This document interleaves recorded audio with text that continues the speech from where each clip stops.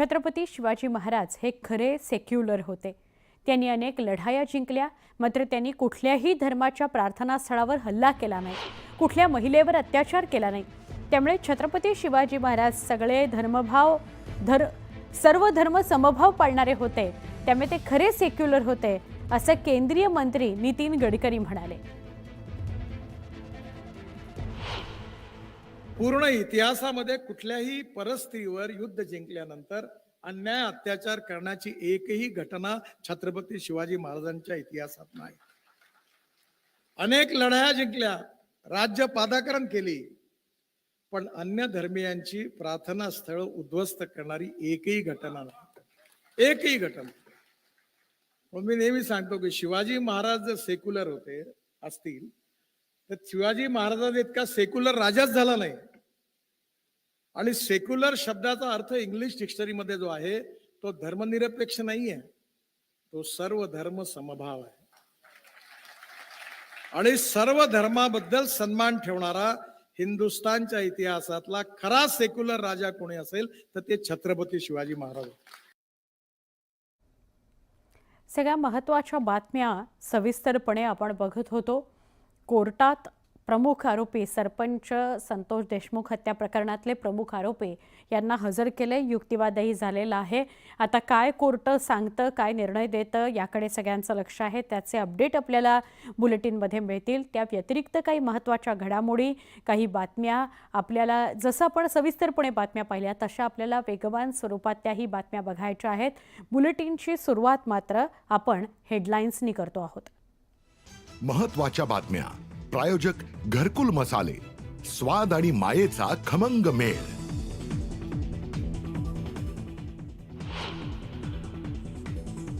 मारहाणीचा व्हिडिओ आकाच्या आकाला दाखवला असेल तर आकाचाही नंबर लागू शकतो, सुरेश धसांचा हल्ला बोल।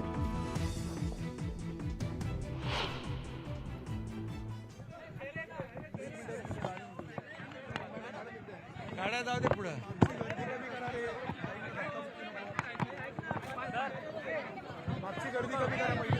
उपमुख्यमंत्री एकनाथ शिंदे आपल्याला दृश्यांमध्ये दिसतायत। ते कोणत्या विषयावर भाष्य करतात, प्रतिक्रिया देतात का, आज जी काही महत्त्वाची घडामोड घडलेली आहे त्याच्याविषयी भाष्य करतात का, हे बघायचं। पालकमंत्री पदासंदर्भातले काही महत्त्वाचे निर्णय अजून रखडलेले आहेत। आज मुख्यमंत्री देवेंद्र फडणवीस आणि उपमुख्यमंत्र्यांची बैठक झालेली आहे, त्या बैठकीनंतरची ही प्रतिक्रिया आहे। त्यामुळे या बैठकीमध्ये ठाणे आणि सातारा या जागांबाबत काही विषय झाला का तेही कळेल। एकंदरीत मुख्यमंत्री महोदयांच्या अध्यक्षतेखाली 100 दिवसाचं विजन संदर्भामध्ये सर्व विभागांची आढावा बैठका होत आहेत। 100 दिवसात आपण काय काय करणार आहोत, कुठले निर्णय घेणार आहोत, आणि हे सर्वसामान्यांचं सरकार आहे, त्यामुळे लोकांच्या फायद्याचा लोकाभिमुख निर्णय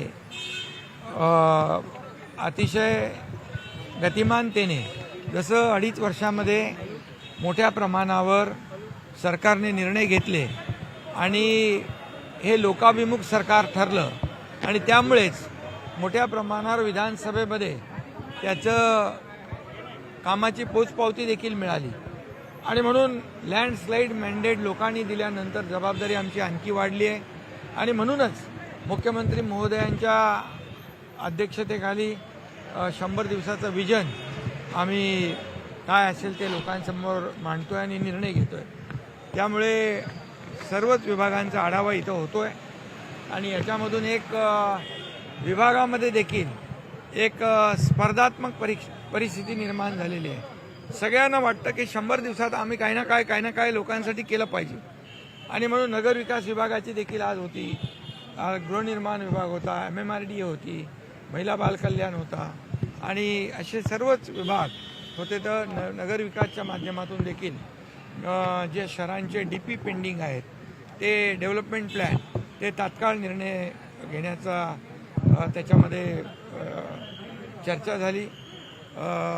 MMRDAच्या माध्यमातून देखील ठाणे बोरिवली जो टनेल होतोय त्याला देखील लवकर मार्गी लावण्याचा निर्णय झाला।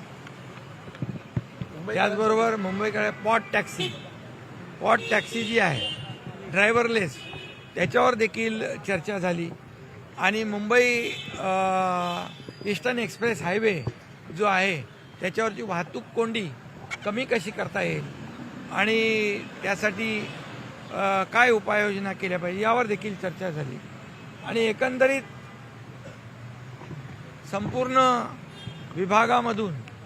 विभागांच्या माध्यमातून काल आपण पाहिलं की परवडणारी घरं, परवडणाऱ्या भाड्याची घरं, सिनियर सिटीजनसाठी घरं, वर्किंग महिलांसाठी घरं, काम करणाऱ्या महिला ज्या वर्किंग विमन आहेत त्यांच्यासाठी, विद्यार्थ्यांसाठी, गिरणी कामगारांसाठी, अशा पोलिसांसाठी, अशा सगळ्याच याच्यावर चर्चा आपण या ठिकाणी करतोय.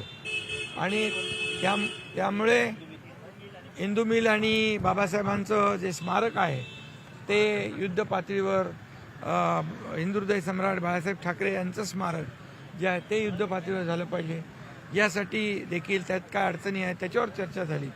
आणि म्हणून एकंदरीत या 100 दिवसाच्या विजनच्या प्रोग्राममधून या महाराष्ट्रातल्या जनतेला जे त्यांनी आम्हाला दिलंय, त्यांनी जे कामाची पोचपावती दिली त्याची परतफेड आम्ही या 100 दिवसाच्या लोकाभिमुख कामातून आम्ही करणार आहोत. आणि म्हणून सर्व अधिकारी, सर्व विभाग कामाला लागलेले आहेत. एक टीम काम करते आहे आणि म्हणून एक टीम म्हणून सर्व विभागाच्या माध्यमातून आपापल्या विभागाच्या माध्यमातून मंत्री महोदय देखील कामाला लागले.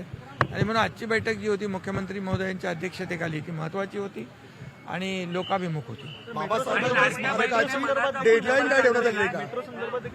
मेट्रो संदर्भात देखील मेट्रो 3 आपण 100 दिवसाच्या आत सुरू करतोय. मेट्रो 3 आता BK सेतू, आत्रे चौक, वरळी इथपर्यंत सुरू होईल आणि इथून नंतर कुलाब्यापर्यंत जाईल. त्यामुळे हे मेट्रो 3 हे मुळे 10-15 लाख प्रवासी रोज प्रवास करतील. आणि मेट्रो 3 कंप्लीट होईल त्यावेळेस लाखो प्रवासी, जवळपास 25 ते 30 लाख प्रवासी रोज प्रवास करतील. त्यामुळे रस्त्यावरची वाहतूक कमी होईल. आणि या पुढच्या काळामध्ये देखील जवळपास मेट्रो 3 असेल आणि इतर ज्या मेट्रो आहे अशा 50 किलोमीटरच्या मेट्रोचा जे मार्ग आहेत ते देखील आपण लोकांसाठी खुले करणार आहोत. त्यामुळे मोठ्या प्रमाणावर एंड टू एंड कनेक्टिव्हिटी मिळेल आणि याचा फायदा लोकांना होईल. रहदारी ही जी वाहतूक कोंडी आहे ती कमी होईल. ठाणे हे टप्प्याटप्प्याने होतील. यावर्षी काही याच्यामध्ये यावर्षी असेल किंवा बाबासाहेबांचा अनुयायी म्हणून प्रश्न सातत्याने उपस्थित केले जातात. हां, त्याच्यामध्ये 6 डिसेंबरपर्यंत आम्ही सांगितलेलं आहे की कुठल्याही परिस्थितीमध्ये आपल्याला पूर्ण करायचं आहे. हा बोगदा जो आहे ठाणे बोरिवली टनेल याचं देखील काम सुरू झालेलं आहे. 100 दिवसात आणखी ते पुढं जाईल. आणि त्यामुळे जे 2-2.5 तासाचं अंतर जे आहे हे 10 मिनिटात पार करता येईल. ठाणे आणि बोरिवली, ठाण्याकडून काम सुरू झालं आहे. बोरिवलीचं जे आहे लँड एक्विजिशन त्याचं काम सुरू आहे. आणि त्यामुळे या ठाणे आणि मुंबई अगदी जवळ येईल. आणि अशा प्रकारचे जे मोठे प्रकल्प आहेत हे लोकांना दिलासा देणार आहे. जसं कोस्टलसारखे, अटल सेतूसारखे, आता ठाणे बोरिवली टनेलसारखे, इथून वसई विरार सी ब्रिज आहे, सी लिंक आहे, तो आपण करतोय. या सगळ्यामुळेच एकंदरीत कनेक्टिव्हिटी आणि लोकांचं जीवन सुखकर होईल. आणि म्हणून वाहतूक कोंडीवर देखील मुंबईच्या चर्चा झालेली आहे. त्याच्यामध्ये देखील एक्सपर्ट लोकांचं, तज्ज्ञ लोकांचं ओपिनियन घेऊन आपल्याला कुठं कुठं काय काय करता येईल आणि त्या माध्यमातून मुंबईकरांना दिलासा कसा मिळेल.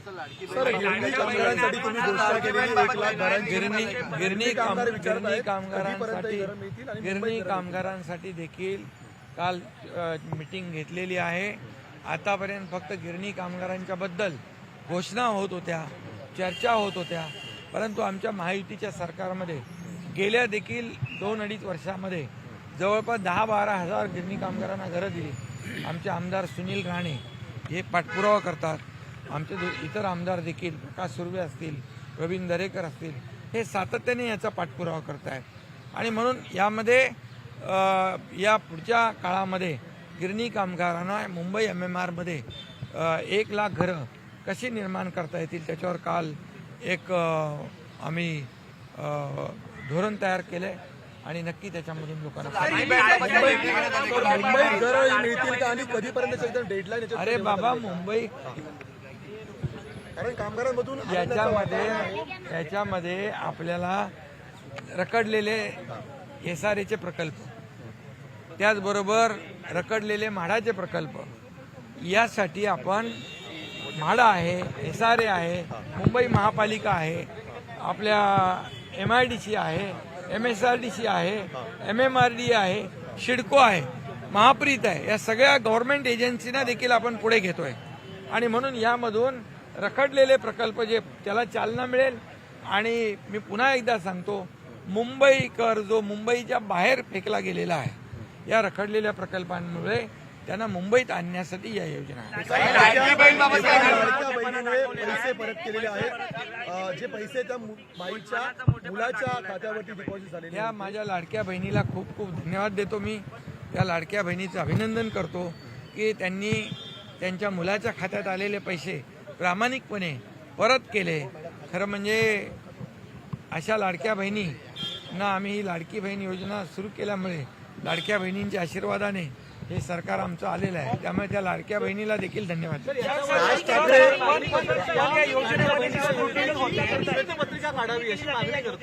यामध्ये ऐका विरोधकांना टीका करण्याशिवाय दुसरं काम आहे का? लाडकी बहीण योजना जेव्हा सुरू करत होतो तेव्हाही टीका केली, पैसे मिळणार नाहीत, फक्त हे चुनावी जुमला आहे. अरे 5 इन्स्टॉलमेंट दिले, 6वा इन्स्टॉलमेंट पण आमचा दिला. आता याच्यामध्ये कोर्टात गेले बंद पाडण्यासाठी, कोर्टाने त्यांना फटकारलं, बरोबर. आता सुरुवातीपासून विरोध करतात. आणि म्हणून मी सांगितलं होतं माझ्या लाडक्या बहिणींना, या सावत्र आणि दुष्ट भावांना त्यांची जागा दाखवा. आणि त्यांची जागा त्यांना दाखवली. ते विरोधक चारी मुंड्याचीच झाले. आणि आता परत म्हणतात की याची, एवढंच मी आपल्याला सांगतो, पात्र लाडकी बहीण या योजनेपासून वंचित राहणार नाही, बिलकुल राहणार नाही. हा पूर्णपणे त्या लाडक्या बहिणींना मी शब्द देऊ इच्छितो.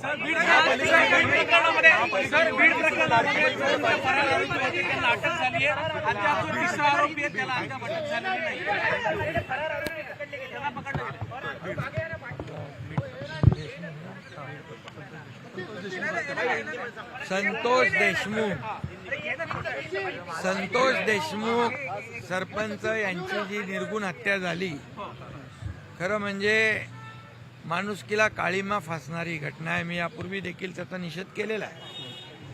आणि म्हणून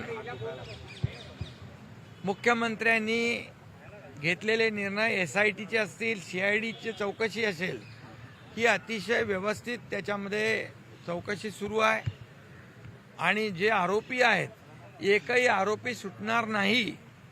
मी कालही म्हणालो, कानून के हात लंबे होते है.